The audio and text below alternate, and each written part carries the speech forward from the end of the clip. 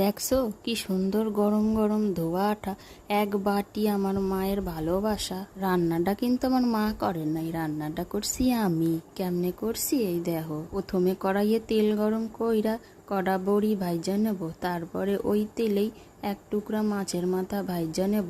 মাছের মাথাটা 2 দিন আগে আনছিল মাছের সাথে, শুধু শুধু মাথা খাইতে ভাল লাগে না, তাই সস্তুরির জন্য রাইখা দিই ফ্রিজে। মাথাটা ভাজা হইয়া গেছে, এবার ওই তেলে পাঁচফোড়ন ফোড়ন দিয়া সবজিগুলা ভাইজা নেব ভালো কইরা। সবজির মধ্যে দিছি কুমড়ার ডগা, বেগুন, পটল, পছন্দ মতন সবজি দিছি। আর দিছি কয়টা কাঁঠাল বিচি টুকরো টুকরো কইরা কাইটটা। লাল লাল করা ভাজা হইয়া গেছে, এবার দেব নুন আর হলুদ দিয়ে একটু ভাইজা নেব। তারপরে দিয়ে দেবো একটু জিরার গুঁড়া, সামান্য একটু জল দিয়া একটু কষাইয়া নেব। তোমরা ভাবতে আসো না নিজে রান্না করতাছি আবার মায়ের ভালোবাসা কেন কইতাছি, কইতাছি দাঁড়াও।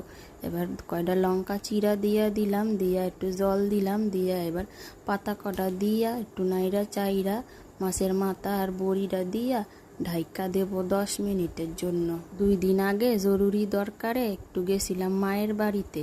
মায়ের বাড়িতে সবসময় কুমড়া গাছ, লাউ গাছ, নইলে চাল কুমড়া গাছ, কোনো একটা গাছ থাকবেই থাকবে। আমি যাওয়া মাত্রই সেই কুমড়ার ডগা একখানা কাইটটা আমার ব্যাগে গুছাইয়া দিছে। আমি তো নেব না, জোর কইরা দিছে। আরও অন্য কিছু দিছিল। 10 মিনিট বাদ ঢাকনা খুইলা দেখি সব কিছু সিদ্ধ হইয়া গেছে। এবার ঘুইটটা ভালো কইরা সব কিছু ভাইঙ্গা চুইরা নাড়ায়া নেব। তারপর দেব একটু স্বাদ মতন চিনি। শাক চচ্চড়িতে একটু মিষ্টি স্বাদ না হইলে ভাল লাগে না। এবার এইটা কি দিলাম জানো, এটা দিলাম আটা। আটা দেওয়ার কারণ একটু মাখো মাখো ব্যাপার হবে, তোমরা কি জানো? এই দেখো কত সুন্দর তৈরি হয়ে গেছে শাক ঘন্ট বা শাক চচ্চড়ি। সেই